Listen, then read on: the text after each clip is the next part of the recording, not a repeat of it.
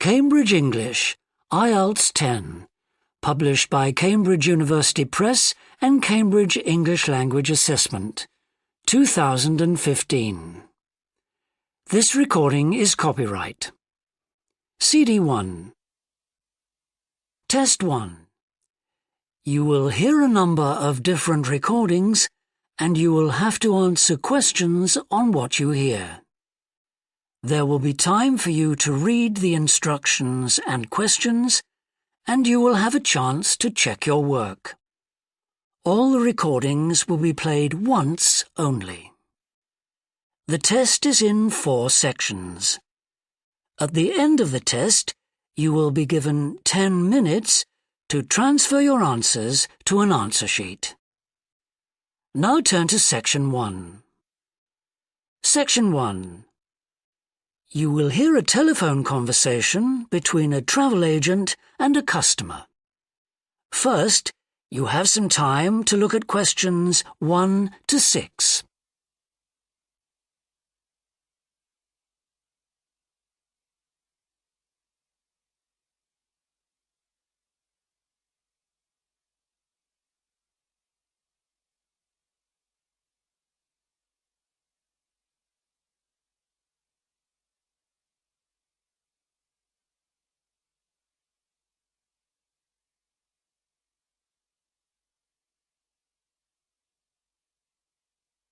You will see that there is an example that has been done for you. On this occasion only, the conversation relating to this will be played first. Good morning, World Tours. My name is Jamie. How can I help you? Good morning. I want some information on self-drive tours in the USA. Could you send me a brochure? Of course. Could I have your name, please? Andrea Brown. The customer's name is Andrea Brown, so Brown has been written in the space. Now we shall begin. You should answer the questions as you listen, because you will not hear the recording a second time. Listen carefully and answer questions 1 to 6. Good morning, World Tours. My name is Jamie. How can I help you? Good morning. I want some information on self-drive tours in the USA. Could you send me a brochure? Of course. Could I have your name, please? Andrea Brown. Thank you. And your address? 24 Ardley Road. Can you spell that? ArdleIGH Road. Postcode? BH5 2OP. Thanks. And can I have your phone number? Is a mobile all right? Fine. It's 07786 643 091. Thank you. And can I ask you where you heard about World Tours? From a friend, or did you see an advert somewhere? No, I read about you in the newspaper. OK, I'll get the brochures in the post to you, but can I give you some information over the phone? What kinds of things do you want to do on your holiday?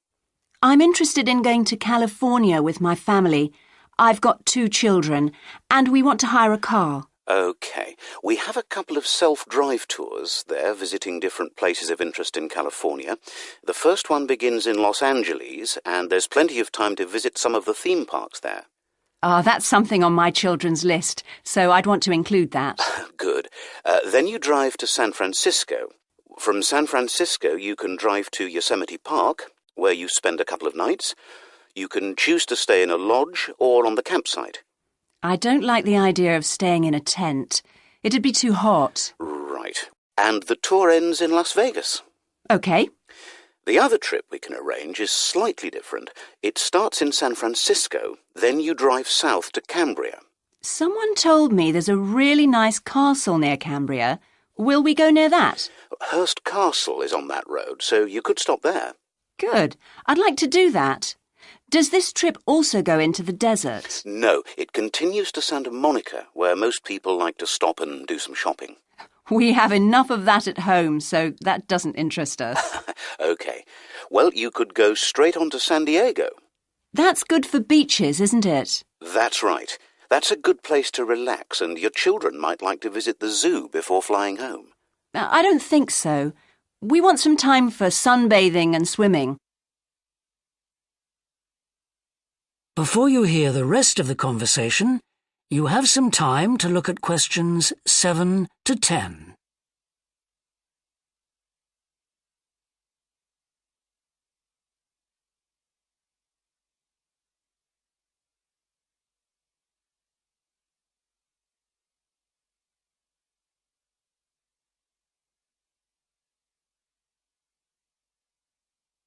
Now listen and answer questions 7 to 10.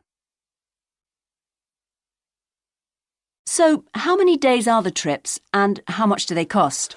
The first one I told you about is a self-drive tour through California, which lasts 12 days and covers 2,020 kilometers. The shortest journey is 206 kilometers, and the longest is 632 kilometers. The cost is £525 per person. That includes accommodation, car rental, and a flight, but no meals. OK. And the other trip? That lasts 9 days, but you spend only 3 days on the road. You cover about 980 kilometres altogether.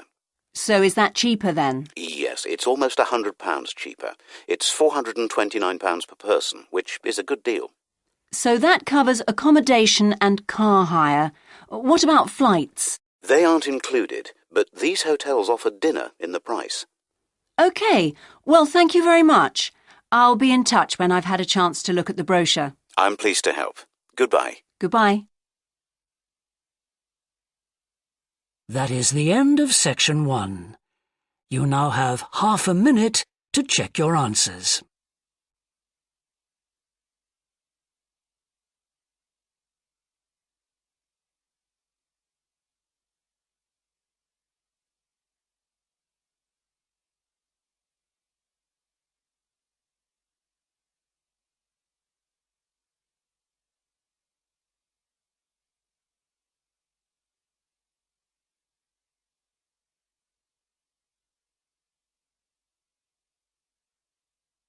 Now turn to section 2.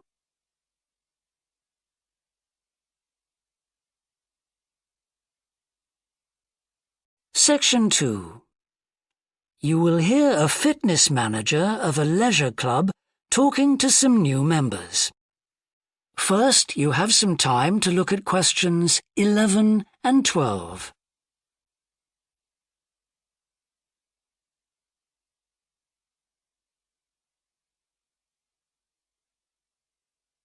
Now listen and answer questions 11 and 12.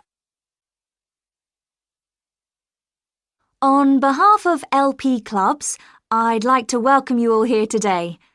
My name's Sandy Fisher, and I'm one of the fitness managers here. Before we start our tour of the club, I'll just run through some basic information about the facilities we have here, including recent improvements, and explain the types of membership available. Our greatest asset is probably our swimming pool, which at 25 metres isn't Olympic-sized, but now we've expanded it to 8 lanes, it's much wider. This means there are rarely more than a couple of people at a time in each lane. Unfortunately, there isn't space for an outdoor pool here, but the glass roof on the swimming pool is partly retractable, which means you can enjoy something of the open-air experience on warmer days. Our recently refurbished fitness suite has all the latest exercise equipment, including 10 new running machines and a wide range of weight training machines. Each member is given full training in how to operate the equipment, and there is always a trainer on duty to offer help and advice. Although we do have adult-only times after 6 and at certain times at weekends, children are well catered for. Older children continue to benefit from a wide range of tuition, anything from trampolining to yoga. Before you hear the rest of the talk, you have some time to look at questions 13 to 20.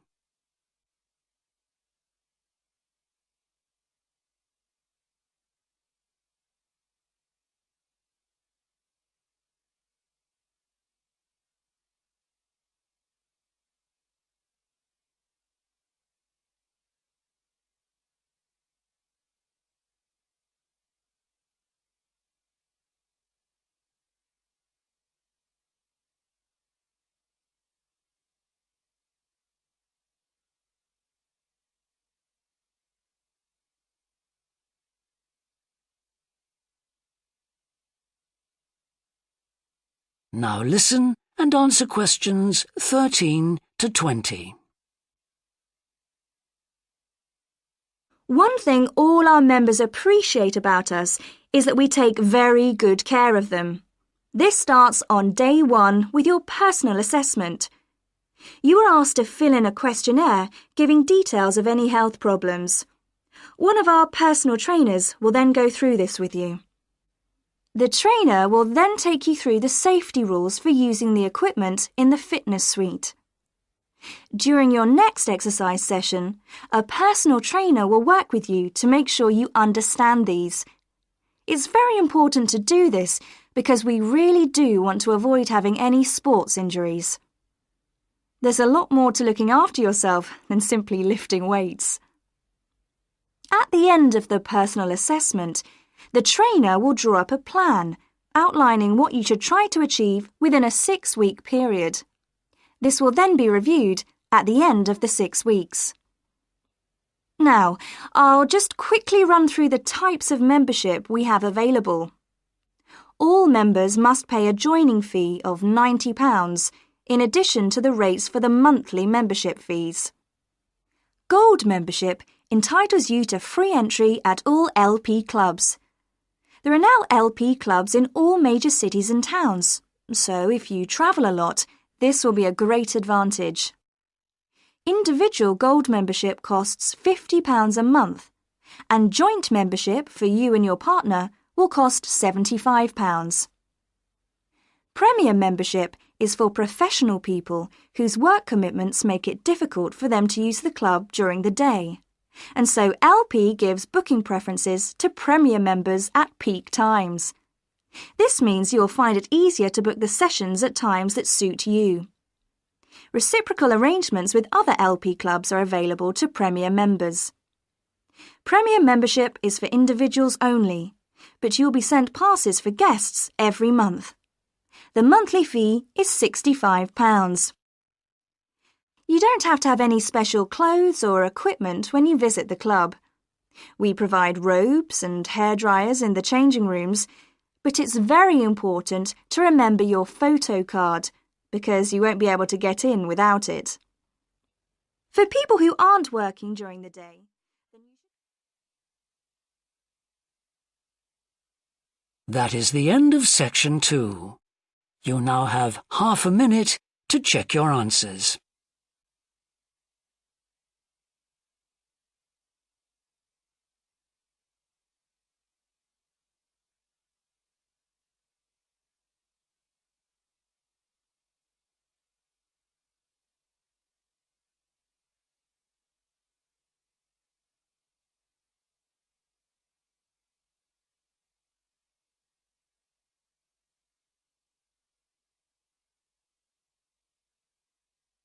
Now turn to section 3.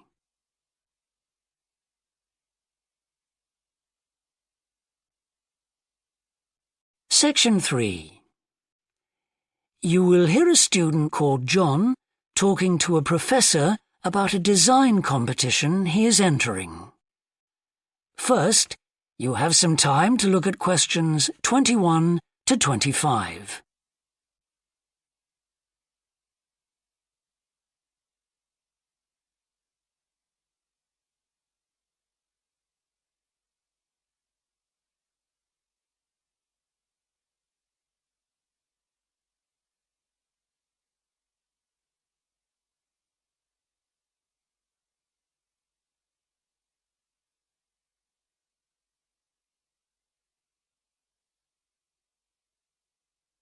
Now listen carefully and answer questions 21 to 25.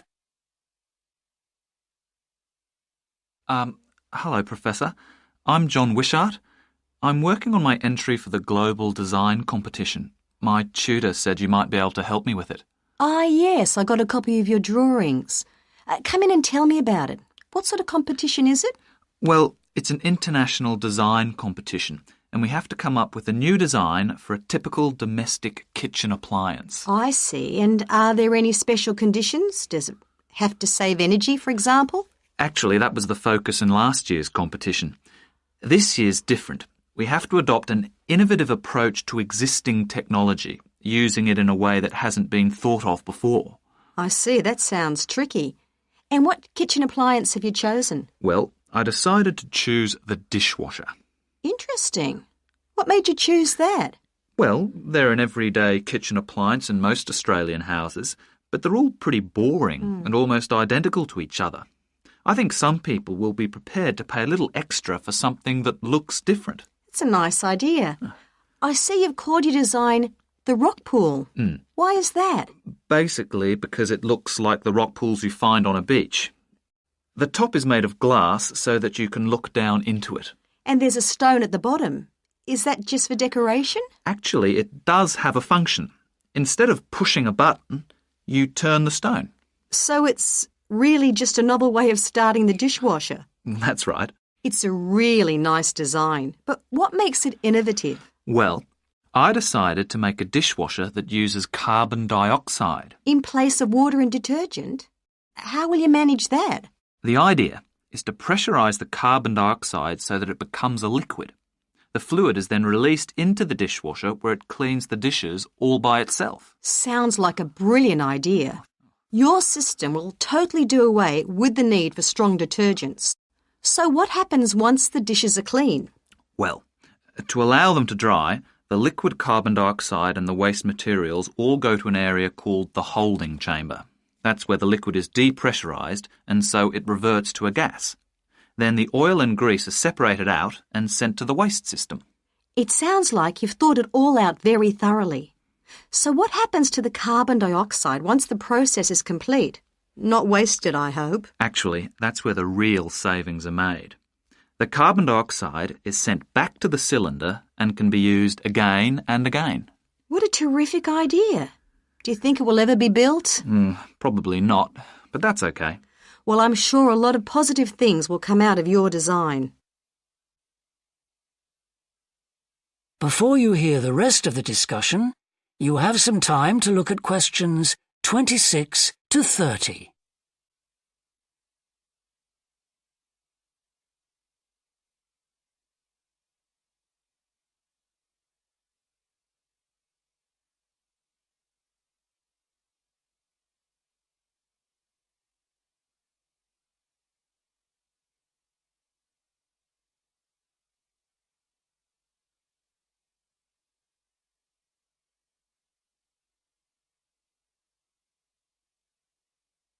Now listen and answer questions 26 to 30. Now, you seem to have thought about everything, so what exactly did you need me to help you with? Well, my design has made it to the final stage of the competition, and in a few months' time I have to give a presentation, and that's the part I was hoping you could help me with. Right, well, that should be easy enough. What have you managed to do so far? Well, I've got detailed drawings to show how it will work, and I've also written a 500-word paper on it. I see. Well, if you want to stand a good chance of winning, you really need a model of the machine. Yes, I thought I might, but I'm having a few problems. What's the main difficulty so far? Let me guess. Is it the materials? Yes. I want it to look professional, but everything that's top quality is also very expensive. Look, projects like this are very important to us. They really help lift our profile. So why don't you talk to the university about a grant? Oh. I can help you fill out the application forms if you like. Oh, that would be great. You'd better show me this paper you've written as well. For a global competition such as this, you need to make sure the technical details you've given are accurate and thorough. Oh, that would be a great help. Is there anything else I can do? Well, I'm really nervous. That is the end of section 3. You now have half a minute to check your answers.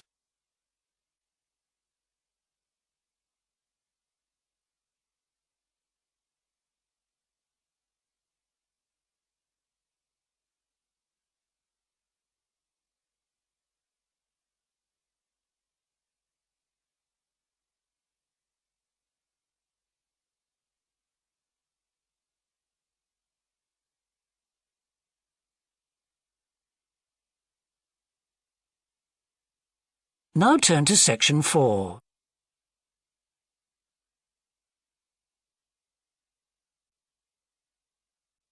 Section 4.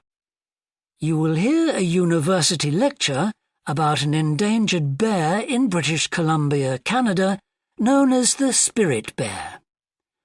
First, you have some time to look at questions 31 to 40.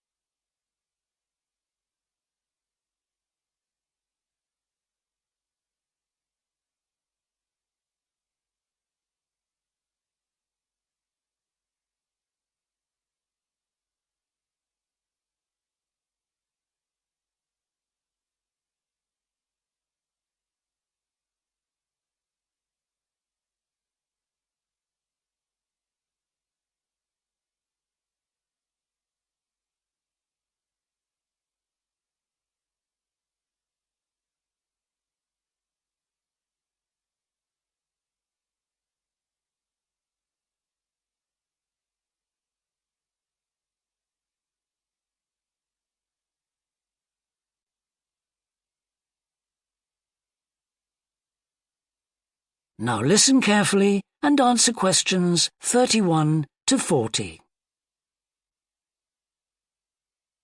Today, we continue our series on ecology and conservation with a look at a particularly endangered member of the black bear family. 1 in 10 black bears is actually born with a white coat, which is the result of a special gene that surfaces in a few. Local people have named it the spirit bear, and according to the legends of these communities, its snowy fur brings with it a special power. Because of this, it has always been highly regarded by them, so much that they do not speak of seeing it to anyone else. It is their way of protecting it when strangers visit the area. The white bear's habitat is quite interesting. The bear's strong relationship with the old-growth rainforest is a complex one. The white bear relies on the huge, centuries-old trees in the forest in many ways. For example, the old-growth trees have extremely long roots that help prevent erosion of the soil along the banks of the many fish streams.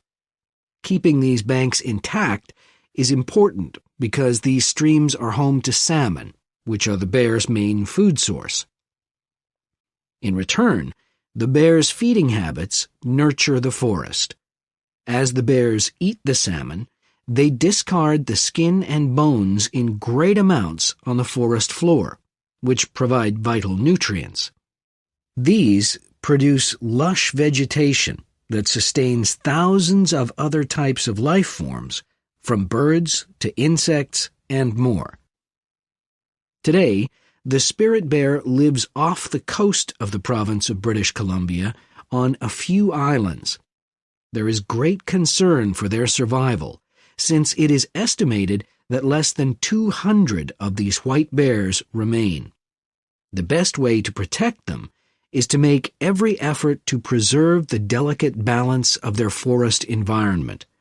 In other words, their ecosystem.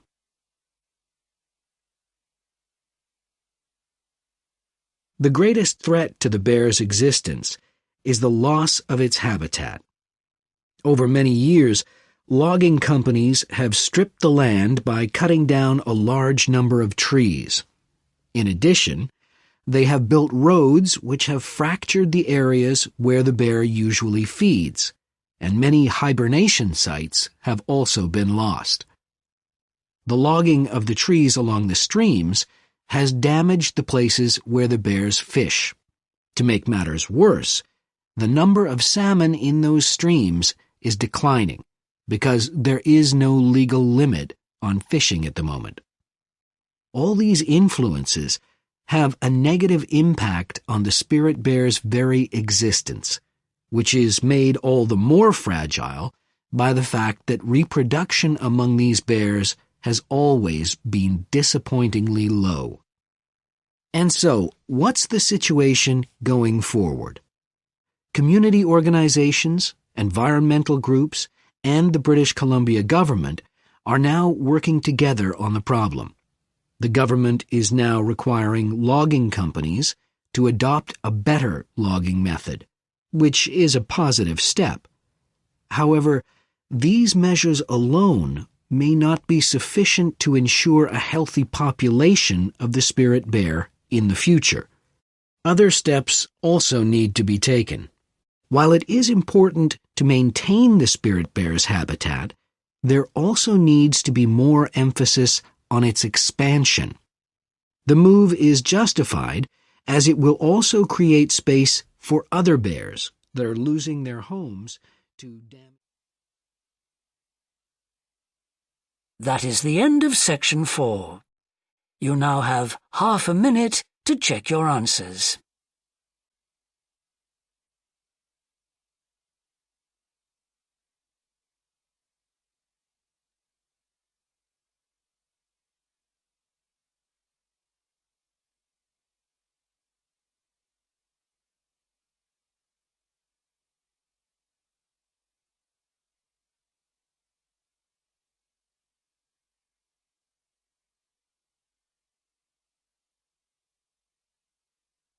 That is the end of the listening test. In the IELTS test, you would now have 10 minutes to transfer your answers to the answer sheet.